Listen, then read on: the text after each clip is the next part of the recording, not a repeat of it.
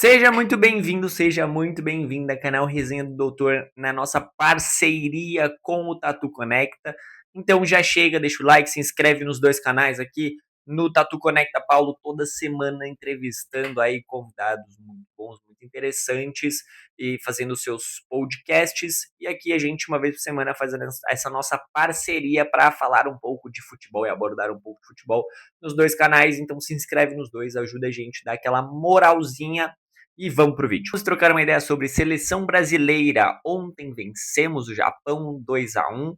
Jogo apertado, jogo difícil, jogo bem complicado. A gente sabia que não seria um jogo fácil. O Japão é uma seleção forte, uma seleção qualificada, mesmo sem 4 dos principais jogadores da seleção que foram perdidos por lesão. Ainda assim, é uma das melhores seleções que a gente tinha nessa Copa do Mundo. Uma seleção muito forte e deu muito trabalho tanto para o Brasil quanto na estreia para a Holanda. Enfim, era uma seleção muito complicada e a gente sabia das dificuldades. Mas conseguimos vencer na Bacia das Almas, aquele golzinho do Martinelli nos acréscimos, quase que o último lance do jogo. Era para ter sido o último lance se o juiz não tivesse dado da cabeça dele mais, acho que 6 minutos, já 5 ou 6 minutos de acréscimo. Mas enfim, tá tudo bem, importante que deu nós, passamos. E hoje a gente descobre o nosso adversário, ou Costa do Marfim, ou Noruega, que venha ou Diomandé ou Haaland. Ainda assim vai ser um jogo difícil, um jogo complicado, mas são duas seleções que dão um pouco mais de espaço do que o Japão deu para o Brasil. O Japão que se fechou muito bem, conseguiu se defender da melhor forma possível, mas ainda assim foi uma seleção que no segundo tempo agradou aos olhos a seleção brasileira, obviamente. Começando pelo gol do Japão. Eu vi uma galera criticando o Alisson, que ele falhou no gol. Cara, pra mim foi zero falha do Alisson esse gol. Pra mim o Alisson tava na bola, mas não tinha o que fazer. Era uma bola indefensável, ela foi muito no canto. E o Magalhães tentou tirar todo o espaço possível ali da bola, na marcação, mas não conseguiu tirar, não conseguiu fechar o ângulo do jeito que tava. E o Alisson não tinha o que fazer, gente. Zero culpa do Alisson. O Casemiro tinha que ter feito a falta, mas ele estava amarelado, ele seria expulso se ele tivesse feito a falta. Paciência. Casemiro que muito pesado para marcar, muito complicado a volta do Casemiro na marcação, mas faz parte, é o que a gente tem. E ele se redimiu depois fazendo gol. Um segundo tempo melhor do que foi o primeiro do Casemiro, mas ainda assim não foi uma partida primorosa. Achei bem mentiroso ele ter vencido o prêmio de melhor em campo. É um voto popular, então não tem o que fazer. As pessoas votam na cabeça delas e às vezes talvez um voto de protesto pelo que foi o primeiro tempo do Casemiro. Nunca se sabe exatamente o que aconteceu, mas ele se redimiu e salvou a seleção fazendo o gol de empate de cabeça num belíssimo cruzamento do Magalhães na ponta da área, como um lateral. Ele cruzou com perfeição e achou o Casemiro, que o Casemiro a gente sabe da qualidade que ele tem na bola aérea, ele é muito forte, muito perigoso, é sempre uma arma muito importante na bola aérea, e o Magalhães, que normalmente é o outro cara muito perigoso na bola aérea, que tá sempre dentro da área e cabeceia muito bem, no Arsenal fez diversos gols essa temporada de cabeça, e deu assistência de cabeça também nos cruzamentos, nas jogadas ensaiadas do Arsenal. Então, o Magalhães, que é sempre muito importante, ontem foi muito importante com a bola no pé. Conseguiu achar um belo cruzamento e o Casemiro colocou a bola para o fundo das redes. Mas é isso, eu no intervalo, cara, eu e acho que metade do Brasil não entendeu o que fez o Ancelotti de manter o Casemiro, o Paquetá que saiu machucado, tudo bem, mas acho que ninguém colocaria o Martinelli naquela posição, ninguém esperava o Martinelli, mas aí é aquele velho papo, né? Se eu fosse bom, eu estava treinando a seleção brasileira.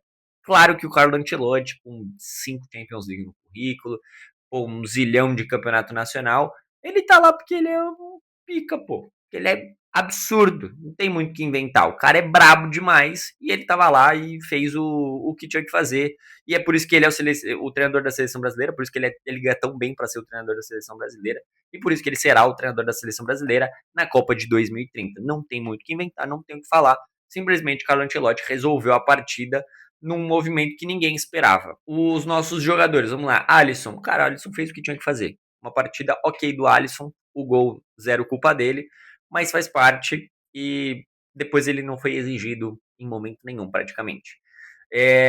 O Danilo, um jogador bem mediano nessa partida. Ele errou muito, mas ele também acertou. Então, assim, ele ficou na média. Foi na média, porque ele errou muito, mas paciência. Depois ele se redimiu um pouco, melhorou um pouco na segunda etapa, do mesmo jeito que o Casemiro, ele melhorou um pouquinho, deu um pouco de espaço, um pouco de profundidade ali do lado direito, até atacou bastante, mais do que eu esperava, mas ainda assim é uma partida bem mais ou menos do Danilo. A dupla de zaga não tem muito o que falar, foi pouco agredida, o Japão se defendeu muito e atacou pouco, o Magalhães um pouco mais efetivo, porque ele foi para o ataque também, ele participou mais das ações ofensivas com bola, o Marquinhos ficou mais ali para defender, ficou mais para fazer a retaguarda do Magalhães, então não tem muito o que falar, o Marquinhos pouco apareceu no jogo, já o Magalhães apareceu um pouquinho mais, deu assistência, uma baita assistência e se torna um jogador importante nessa fase ofensiva quando é um time, uma seleção muito fechada do outro lado. O Douglas Santos, achei uma partida dele nessa Copa do Mundo, a pior partida do Douglas, eu achei que ele atacou mal e na hora de defender as costas ele deixou muito espaço para o contra-ataque nas costas dele, que não é a qualidade dele, a gente sabe que não é a velocidade, não atacar, então na hora de defender ele já estava muito lá na frente, enfim, não gostei muito da partida do Douglas, para mim ele foi a pior partida dele nessa Copa, dos 4 jogos que ele fez até agora, essa foi a pior, mas não ponho nada na conta dele, o gol sofrido também não é na conta dele, e enfim. Meio de campo, já falei bastante do Casemiro. O Bruno Guimarães, para mim, o melhor em campo disparado, foi o cara que mais tentou e foi o que mais acertou dentro de campo. A assistência dele para o segundo gol foi genial, porque acho que 95% dos jogadores teria chutado aquela bola, poucos tentariam o passe e ele achou um passe incrível para o Martinelli, que por falha da marcação estava muito bem dentro da área, muito bem posicionado e a marcação não chegou nele. Os zagueiros simplesmente esqueceram de marcar o Martinelli ali e ele chegou e fez o gol. E para mim, o Guimarães o melhor em campo. Até olhei as estatísticas dele, ele simplesmente de 49 passes tentados, ele acertou 45, segundo o SofaScore. Então, assim, o cara errou 4 passes no jogo, passes mais ofensivos, de tentar uma jogada diferente, mas assim, muito bem, gostei muito da partida do BG ontem. O Paquetá saiu machucado, o primeiro tempo bem abaixo do Paquetá, mas a seleção brasileira como um todo no primeiro tempo eu achei muito abaixo, achei pouco produtiva, até tentou uma coisa ou outra, assim, mas pouquíssimo produtiva a seleção brasileira na primeira etapa, então para mim o Paquetá junto com o Douglas Santos muito mal no jogo, não gostei da partida dos dois, mas o Paquetá também, querendo ou não, ele estava meio machucado, ele sentiu já aquela lesão no começo da partida, e aí acho que só desgastou mais durante o jogo, e no fim do primeiro tempo já não tinha mais condição nenhuma de continuar. Aparentemente nada de muito preocupante, nada muito grave, mas vamos ficar de olho. Lá na frente, o Vini, cara, o Vini tava muito, mas muito, mas muito bem marcado. A partida do Vini foi abaixo? Foi. Mas graças à excelente marcação japonesa, que toda vez que ele pegava na bola, tinham pelo menos 2 caras em cima dele, às vezes 3, e aí o cara tá simplesmente encaixotado e preso na linha lateral de campo. Ele não tinha o que fazer, nem o melhor driblador do mundo, e o Vini, se não for o melhor, ele tá entre os melhores dribladores que a gente tem hoje no futebol mundial, não conseguia sair da marcação tripla, pô, é bizarro isso. E na hora que ele teve um pouco de espaço para pensar, para trabalhar a jogada, ele deu aquela finalização que foi na trave, foi um pecado aquela bola não ter entrado, pô, bizarro. Mas assim, faz parte. O Vini muito preso na marcação, mas isso passa muito para o Brasil ter um pouco mais de espaço, porque se tem 2, 3 caras em cima dele, alguém vai estar desmarcado. E aí faltou um pouco esse trabalho de bola para achar esse cara que estava desmarcado e tentar encontrar um pouco mais de espaço, sendo que tinham 2 caras em cima do Vini Júnior. Mas tá tudo bem, porque o Vini tentou o que deu, mas é isso, deu pouquíssimo para ele, não foi um dia muito feliz, porque a marcação estava espetacular em cima do Vini Júnior. Do outro lado, o Ryan, primeiro tempo, como eu disse, a seleção toda no primeiro tempo muito abaixo. No segundo tempo, melhorou e melhorou bastante, porque ele tentou um pouco mais de jogada individual. Eu achei ele muito dominava, tocava para trás, dominava, tocava para trás. Pouco progressivo as ações do Ryan nessa partida, no primeiro tempo principalmente, mas no segundo tempo ele começou a atacar um pouquinho mais, começou a tentar agredir um pouco mais a defesa japonesa, E foi assim que saiu o segundo gol, no Ryan atacando e tentando agredir, tentando achar um pouquinho de espaço para finalizar. Enfim, eu gostei do segundo tempo do Ryan, achei que ele melhorou bastante.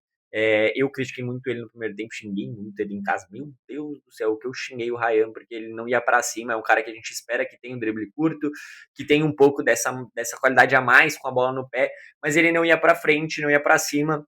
E isso estava me incomodando bastante, mas depois ele melhorou e conseguiu fazer isso.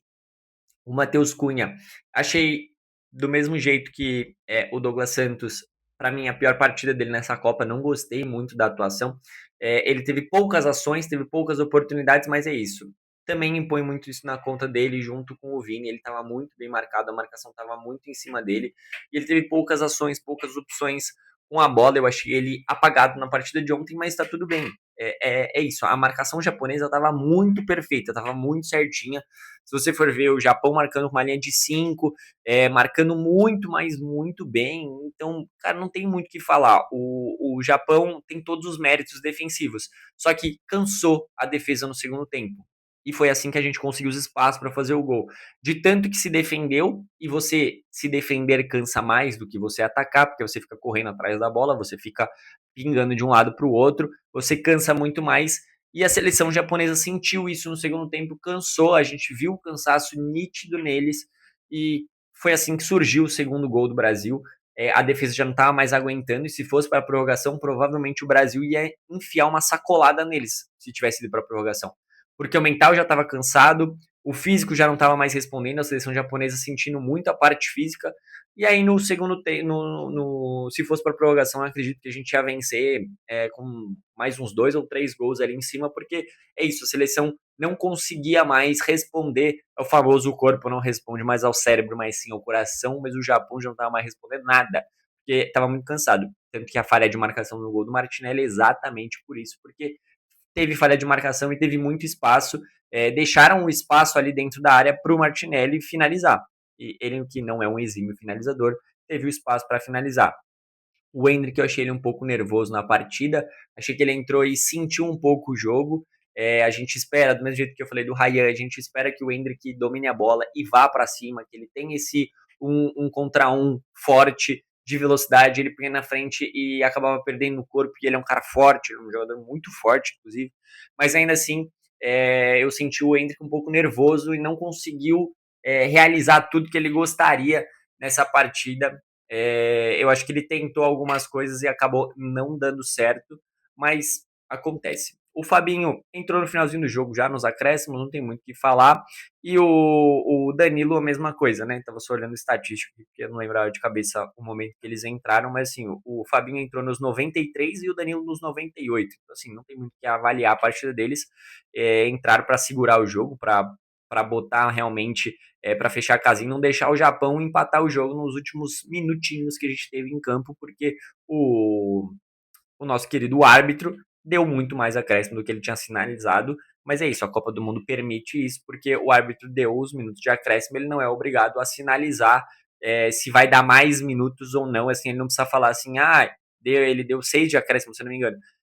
Deu os 96 e não precisa subir a placa de novo que ele tá dando mais 4 minutos. Não, simplesmente não precisa mostrar nada. Ele só deixa o jogo rolando até quando ele quiser, quando ele achar que tem que acontecer. Eu sou contra isso, eu acho que tem que sinalizar, porque a gente merece, todos os espectadores do jogo e os jogadores merecem saber o quanto mais falta para acabar a partida, pois simples.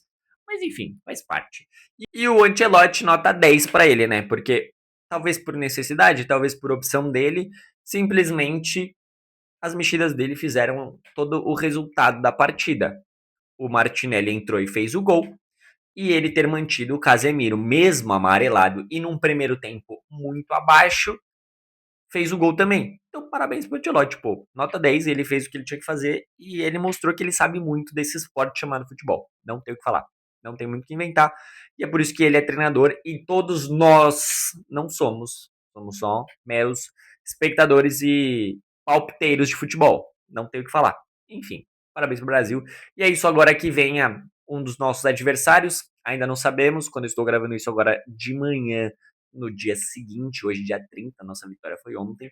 A gente ainda não sabe quem vai ser o nosso adversário, qual será, se será a Noruega ou se será a Costa do Marfim, mas eu particularmente acho que se a gente enfrentar a Noruega, a gente tem um pouco mais de espaço para jogar, tem um pouco mais de espaço nas costas da marcação, que é o que a gente precisa e é como gosta de jogar a seleção brasileira. Eu acho que a Costa do Marfim é um pouco mais fechada, tem um sistema defensivo um pouco mais bem estabelecido, e a Noruega, como tem o Haaland lá na frente, tem o Sorloth, que são dois jogadores muito bons no ataque, eu acho que por eles tentarem, terem essa alma um pouco mais atacante, a gente tem um pouco mais de espaço para contra-atacar e para atacar mesmo a defesa, pegar a defesa um pouco mais avançada, diferente da Costa do Marfim, que talvez seja uma seleção que joga um pouco de forma mais fechada. Mas prefere quem? Talvez a Costa do Marfim tem menos talentos individuais e não tem o Haaland, que é um absurdo dele em campo. Mas se você pensar em formação tática, eu acho que a gente enfrentar a Noruega é um pouco melhor do que enfrentar a Costa do Marfim, porque a Costa do Marfim talvez venha muito como o Japão, fechada. Acho que não com uma linha de 5, mas uma linha de 4 bem estabelecida, uma linha que se posta um pouco mais, ataca menos. Então talvez isso seja mais prejudicial para o Brasil. Rapaziada, é isso, minha análise da partida de ontem. Agora comenta pra mim o que você achou. Tá iludido com o Hexa? Eu tô muito iludido com o Hexa. Pra mim, pô, não tem condição. A gente vai ser este ano campeão. Não adianta, não tem muito o que inventar. Comenta pra mim qual a opinião de vocês. Deixa aquele like, se inscreve. Metinha de chegar a 100 inscritos até o final da Copa. O canal ainda é novo, o canal ainda é pequeno. Então se inscreve, dá aquela moral, ajuda nós. Tamo junto e até mais.